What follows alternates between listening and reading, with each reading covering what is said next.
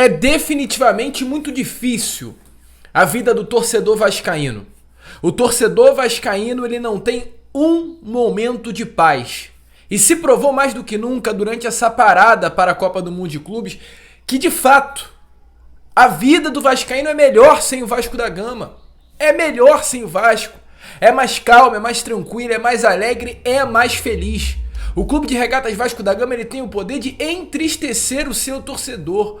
O Clube de Regatas Vasco da Gama, ele tem o poder de decepcionar o seu torcedor, porque foi isso que aconteceu nessa tarde de hoje em Brasília, no estádio Mané Garrincha. Um mês sem ver o Vasco da Gama jogar. Uma última atuação nota 10, nota 1000, de almanaque, como se diz, amassando São Paulo no Morumbi, 3-1, com possibilidade de ser 4, 5, 6. E aí se passa um mês, com 3 semanas cheias de treino, o que o torcedor vascaíno espera ver? Um massacre ainda maior contra o Botafogo, que vai enfrentar o Vasco da Gama, ou melhor dizendo, enfrentou um Vasco sem técnico, com 2 trabalhos do novo treinador, uma filosofia completamente diferente. Mas, meu amigo, volto a repetir o que eu acabei de falar. O Vasco da Gama, ele tem o poder, ele tem a capacidade de decepcionar. Uma atuação vergonhosa, uma atuação ridícula, uma das piores atuações da temporada de 2025 do Vasco, e não apenas sob o comando técnico Fernando Diniz, da temporada toda.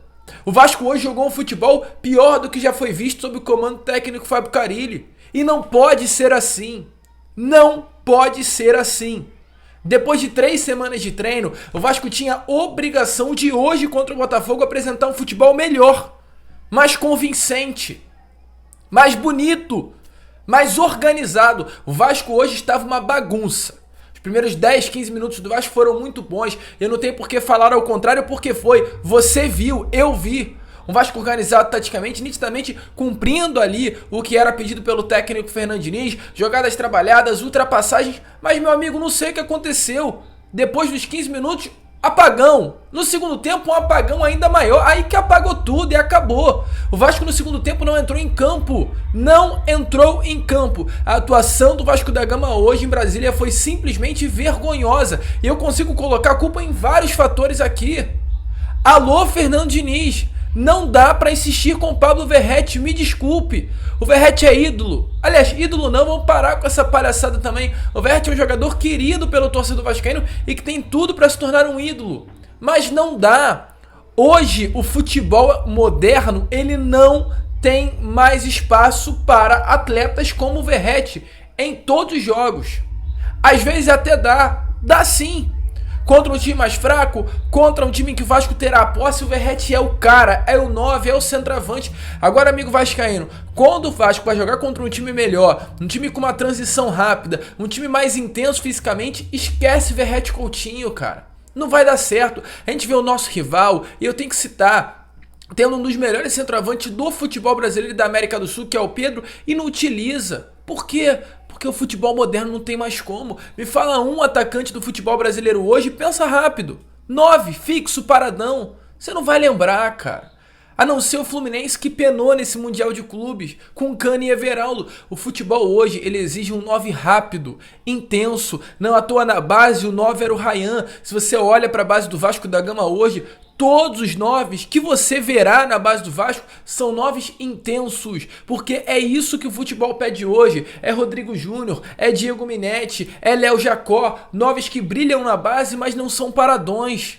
São 9 que sabem fazer um facão, são 9 que sabem atacar a profundidade, e o Verratti não é esse jogador. Assim como vem sendo durante toda a temporada de 2025, quando se vê Verratti e Coutinho em campo, o Vasco joga com 2 jogadores a menos. E não me venha querer fazer pressão no Botafogo com Felipe Coutinho, Nuno Moreira e Pablo Verratti na trinca ofensiva. Amigo vascaíno, isso não vai dar certo, e não deu. Pode dar nos primeiros 10, 15 minutos, depois acabou. Acabou. O Vasco da Gama hoje não jogou absolutamente nada. O senhor Ryan não entrou em campo. E infelizmente eu termino esse jogo sabendo que o Ryan é um bom jogador, mas com dúvida. Será que vale a pena o Vasco segurar, chegando uma proposta de 190 milhões de reais pelo Ryan? 150 milhões? Será que vale a pena insistir no Ryan nessa situação de, pô, o Ryan vai despontar, o Ryan vai jogar, o Ryan vai evoluir? Porque sempre quando se levanta uma expectativa sobre o Ryan consegue estragar a expectativa no jogo seguinte. Será que dá? Será que vale? É uma questão super coerente de ser colocada à mesa. O senhor PH, um lateral nota 10 e um lateral nota 3. Hoje foi o PH nota 3 que atrapalhou defensivamente e ofensivamente. O lado direito do Vasco, que costuma ser o lado mais forte, foi nulo hoje. O Vasco não teve poder ofensivo porque o seu lado direito não funcionou. Então assim, cara, uma situação tensa e eu vou pontuar. A diretoria Cruz Maltina vendeu o mando, ganhou um dinheirinho, levou o jogo para Brasília, maneiro.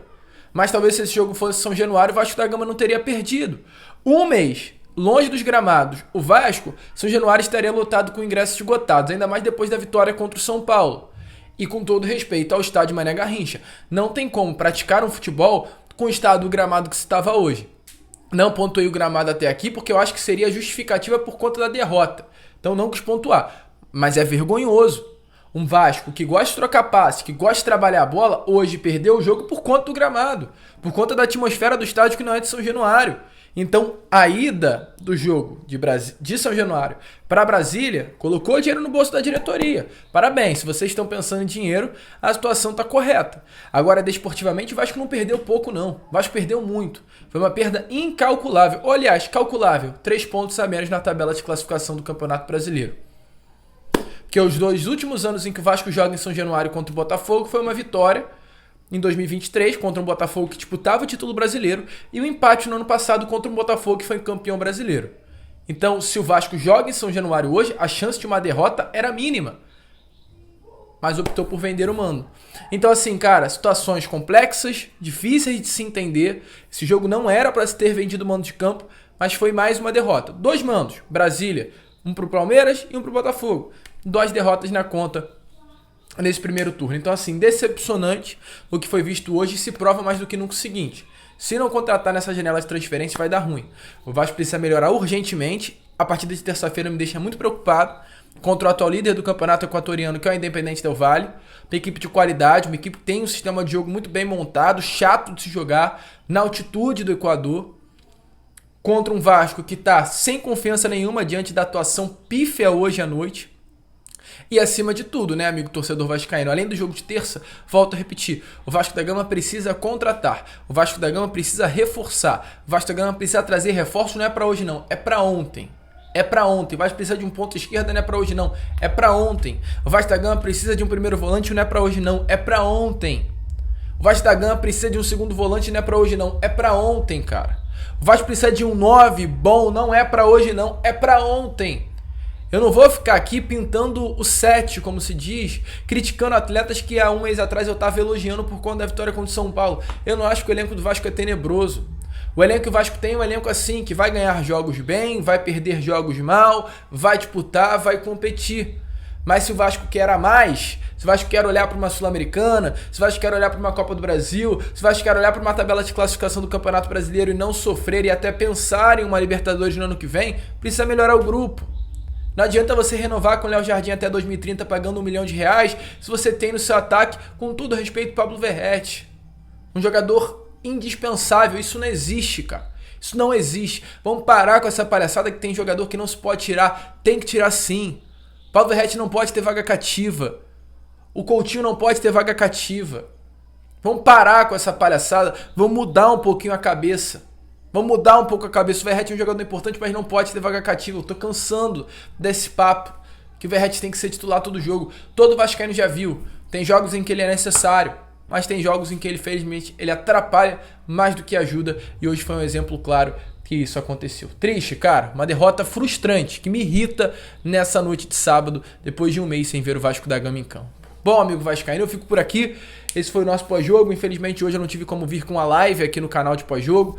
Mas no próximo, terça-feira, em Vasco Independente Del Valle, eu estarei aqui com aquela livezinha para falar de vocês, para falar com vocês, né, sobre a partida do nosso Cruz Maltino. Vamos que vamos, amanhã às 7 horas da manhã em ponto, eu tô aqui de volta, contando muito com a presença e o apoio de todos vocês. Show? Vamos que vamos, compartilhe, se inscreva e como eu sempre falo aqui no canal, saudações vascaínas.